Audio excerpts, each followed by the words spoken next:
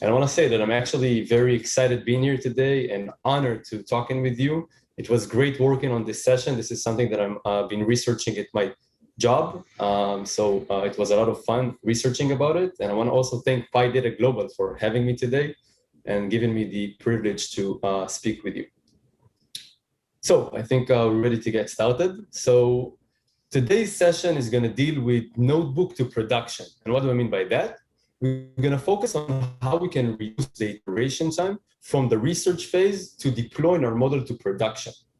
And with that, let's start with a quick introduction of myself. So my name is Nir Barazida. I'm a data scientist at DAGSA, and apparently I'm 82% confident of being a person. And I would consider myself as an all-around team player with a varied background. So I'm combining machine learning algorithms development with finite element analysis and something that I'm very passionate about and I really love doing, which is public speaking.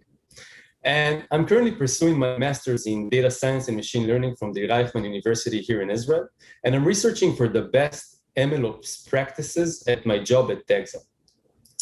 And I would say that so far, the hypothesis that had the highest statistical significance is that the best way to get data scientists' attention is by using three phrases, which is notebook, production, and MLOps.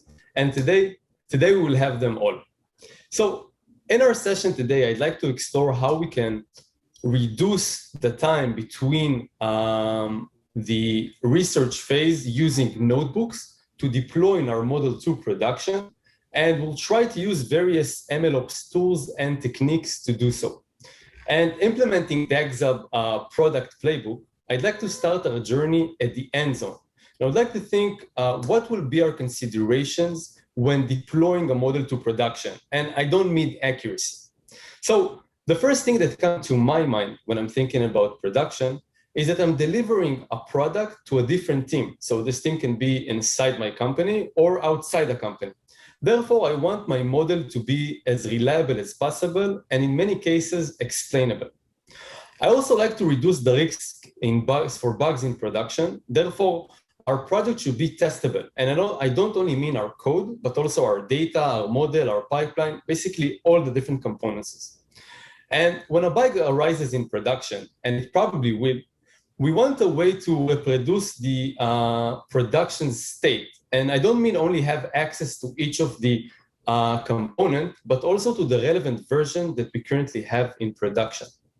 And last, we'd want to make the process of deploying a new code, model, pipeline to production as automatic as possible to reduce the friction between the research team and the MLOps team. And based on those considerations, I would like to go back to the starting point. And usually when we start a new project, we're going to test and prototype our hypothesis, and our go-to tool is probably going to be notebooks. So Jupyter project was born out of the IPython in 2014 and has rapidly grown in popularity among data scientists, and it became the de facto tool for exploratory analysis. And if you want to be more data-centric, as Andrew like to say, so Google searches since 2014 show a clear trend, Jupyter Notebook to the moon. And to give you a sense of its impact, Jupyter was awarded the ACM 2017 Software System Award, which is a very, very prestigious honor that it shares with Java, Unix, and the web. However, if you're going to explore some of the data science communities, or to be more specific, the MLOps communities, you might get the impression that the notebooks are all that is evil in the world.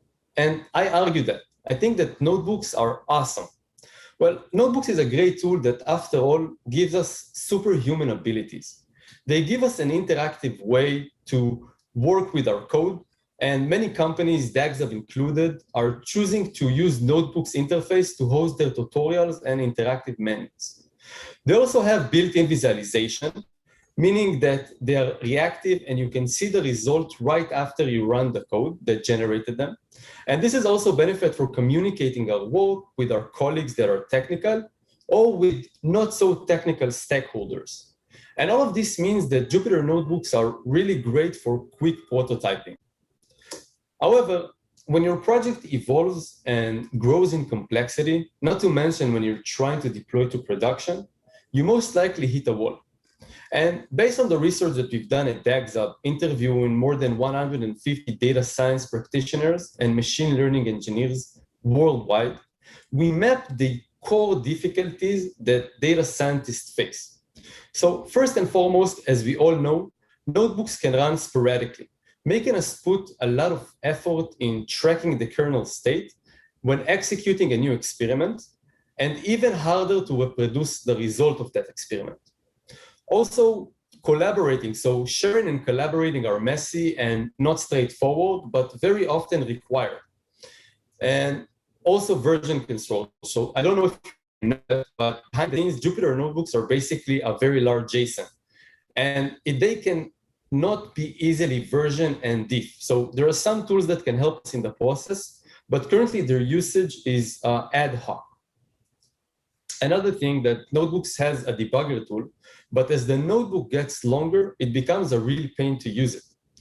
And last, the code that is hosted on the notebook, so it's not callable outside of the notebook. Therefore, we can't easily test it. And also we can't easily reuse it in our project or in different projects.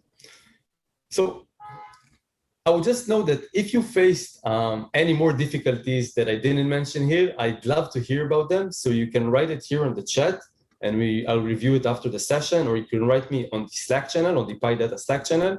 And I would love to hear about that. This is something that we're researching about. And I really want to know what are the pains for data scientists when using notebooks. So really feel free to reach out. I would love to hear about them. So I would say that some even go as far as deploying their notebook to production, which I think is highly not recommended. So first and foremost, there are no proper CI/CD tools to do that. They also require significant cleanup and packaging of libraries, which are DevOps skills outside of our data science scope or toolkit. And last, Jupyter Notebooks are not a team player, so they don't play well with other tools. And therefore, it will not be very easy to deploy your Jupyter Notebook to production while using other tools. So now some of you might tell me, but hey, wait, what are you talking about? Netflix, Twitter, there are many companies that are actually deploying their notebooks to production. Well, you're right, they are doing it. But my answer here will be that in 99.9% of cases, you're not at the same scale and don't have the resources needed to build and support such workflow. And if you want to take Netflix as an example, then Netflix have built an entire orchestration for deploying notebooks to production, and they're almost using it as a service. So this is how much resource you need in order to support such workflow.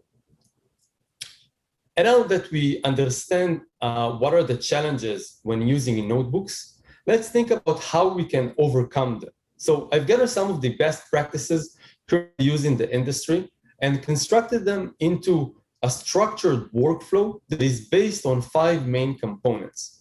Once again, if I'm not talking or not mentioning some of the components that you're using, I'd love to hear about it.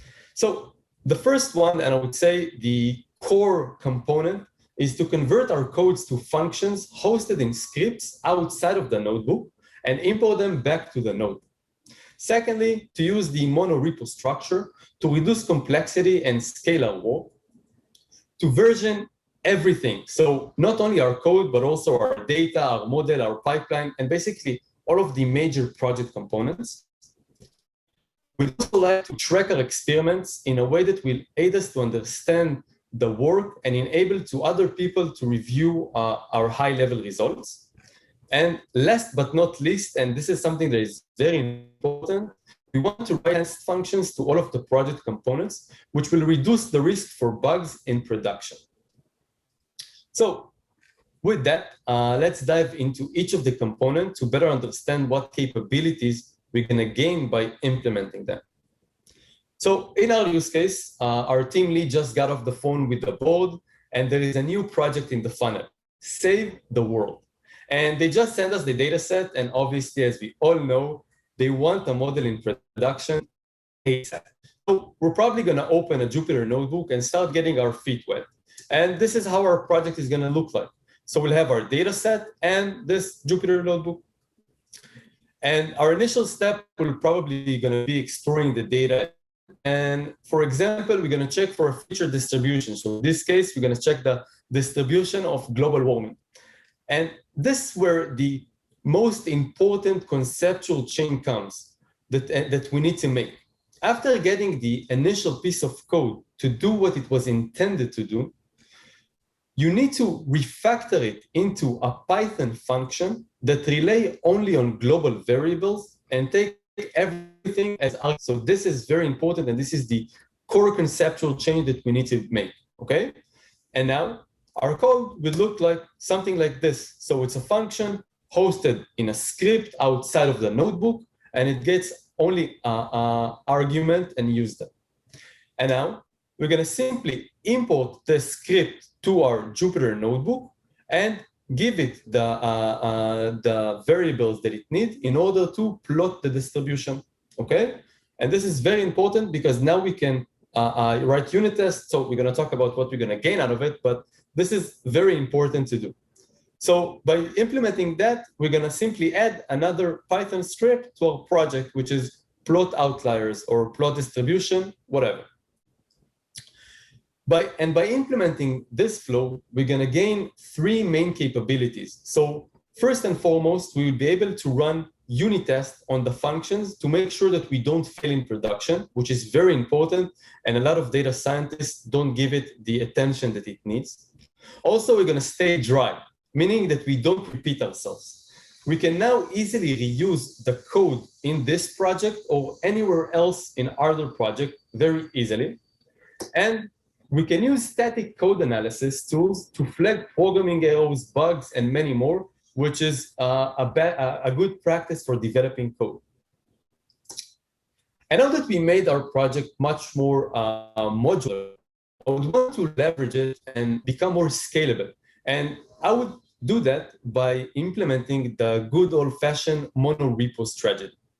So monorepo is a trunk-based development implementation, meaning that we're going to host code for many projects under the same repository, and each sub-project is going to have its own subdirectory. And well-known companies use this strategy, such as Google, Facebook, Microsoft, Airbnb, and many, many more. And you're probably going to ask yourself or me, so wait, what does it really got to do with data science project? So I argue that quite a lot. So data science project can be divided into stages where each one is completely independent of the other. So we have our exploratory data analysis, we have our data processing, we have our modeling, and each one is independent. And if we're gonna address each step as independent component in the project, we'll be able to divide the project into sub-tasks that are actually act as sub-projects. And implementing this mindset, changing our mindset to do that, we'll be able to scale our work by dividing the tasks between different team members that will be independent one from the other and conquer our project simultaneously, making us move to production much more faster. So wait, you're probably going to ask me another question. So how can we build the model without processing data? Well, this is where the minimum valuable pipeline, the MVP term, comes into play. So each step depends only on the output of the previous one. So for example, the modeling step will probably need the output of the processing step. And this is why we'd like to open the bottleneck by producing this MVP and have each sub-task start working on its tasks independently from other tasks. And once a team reaches a valuable product, they simply update the version they have in the master branch. And let's say the modeling team will choose if to use the new processing method or the old one. And implementing this workflow will change our directory or our project to look like this. So each subtask is going to have its own subdirectory, which is going to be a Python module with its own notebook. So we're going to take our long notebook and we're going to break it down to sub notebooks. And it's also going to have its own subscripts that are relevant to this specific sub-project or step, okay? So we're going to have the EDA, we're going to have the data processing, etc. And by implementing the monorepo structure, gain three main capabilities. So first and foremost, we're able to scale the number of collaborators on the project and increase our product and move to production each time faster. And moreover, we're going to have shorter notebooks that are task-oriented. And this is also something that is very important. We don't want to have a very, very long notebook. So if you remember, it's very hard to debug, it's very hard to maintain. And by having a task-oriented notebook, it's going to make it much more easier to maintain, to review, and to debug. And this is extremely important. And also, now our project is going to have a clear structure, making the onboarding of the project or the handoff of the project to a different team, different company, much more clearer and easier. And now that we mentioned that we're going to collaborate with other people or other teammates, so this means, or in my intuition, it rings only one bell: version control. And in this case, we should use Git to do so. And if you have second thoughts about if you should use Git or not, so still use Git. And if someone tells you, listen, Git is not the right tool for data scientists, then just don't listen to them. They're probably giving you bad advices. Git is the standard in the industry, and it's great for modeling parallel work. And I promise you that eventually it will save your life. You will be able to reproduce your previous result as like that. So with a click of a button. And by using Git, we can work in parallel in isolated environments, so we can prevent collaborators from stepping on each other's toes. We can recover previous work. We can use standard CI/CD tools. And the list just goes on and on and on and on. Git is simply awesome. And now that we mentioned version control, what about other non-code artifacts that we have in our project? Aren't they important or as important as our code files? So let's say that in our example, the data processing team created a new data set. Should they just override the old version, or maybe Stone Age version it by creating a new directory and giving it a meaningful name?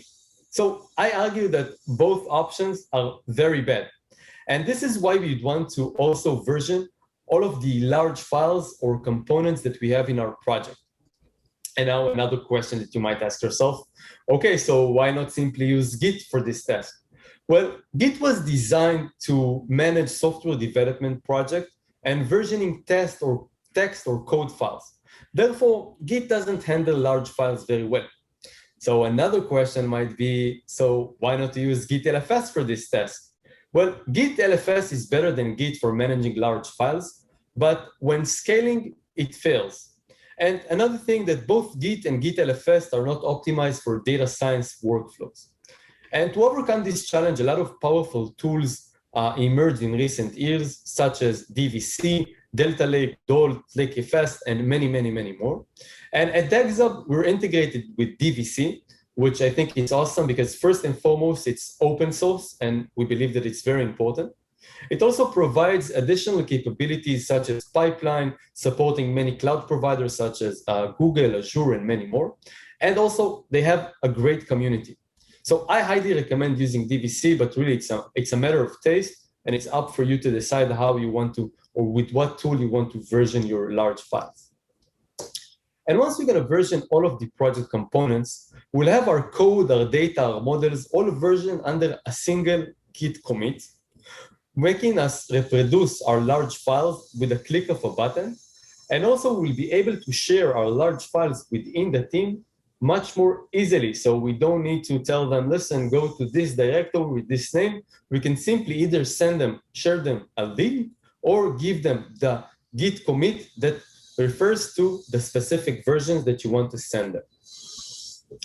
Okay, so next component. So now that we moved our codes into functions, it makes it much more easier to control the input they get.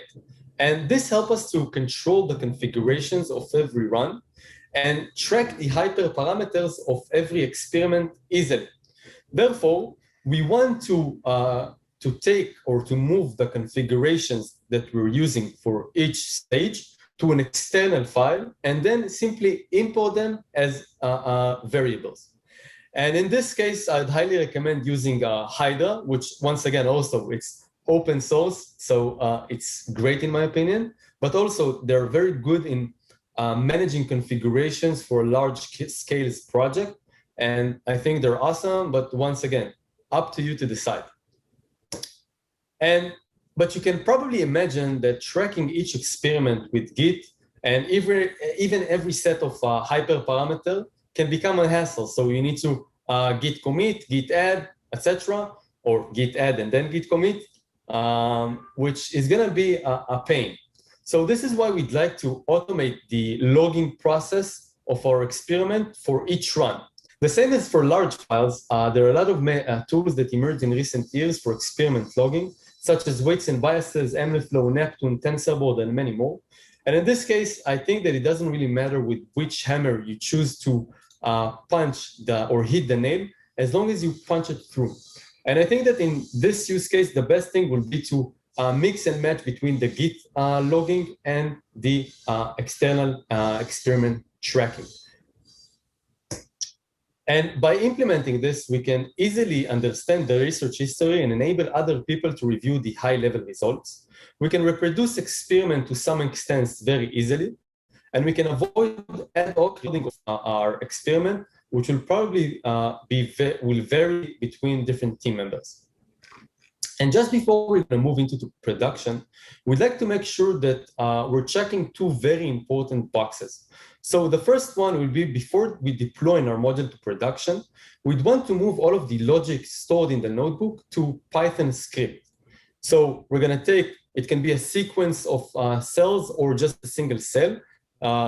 What matters here is that it's going to have the same logic, and we're going to move it to outside to Python script and then import it back to our Jupyter Notebook. And by implementing this flow, we will only use in production, we're going to only use scripts in production, which are the industry standard, and which will be much more easier to handle. We will have only one code base that we need to maintain, so only the scripts, and we'll also be able to still use notebooks and utilize their advantages. And a split second before we're going to merge our project to master, don't forget to write unit tests. So the same as in software development, we'd like to make sure that our code does whatever it was designed to do.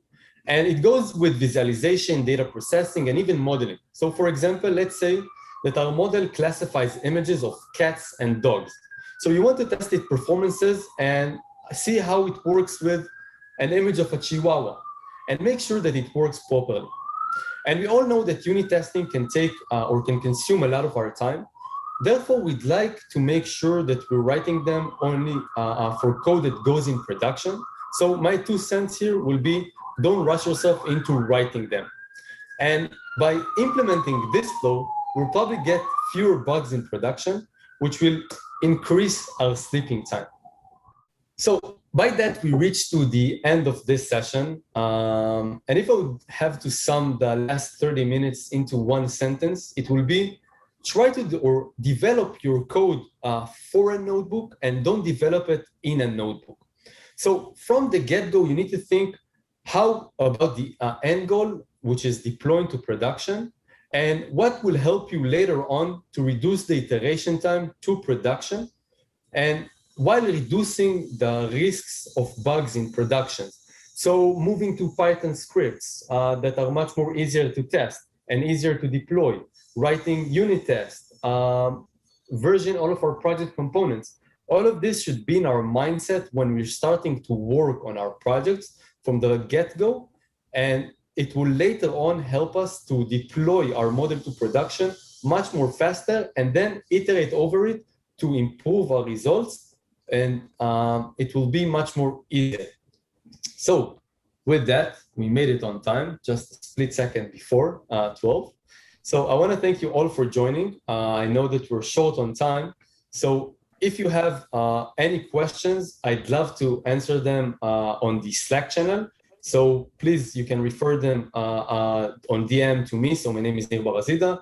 You're more than welcome to also connect me on LinkedIn or Twitter and ask it there.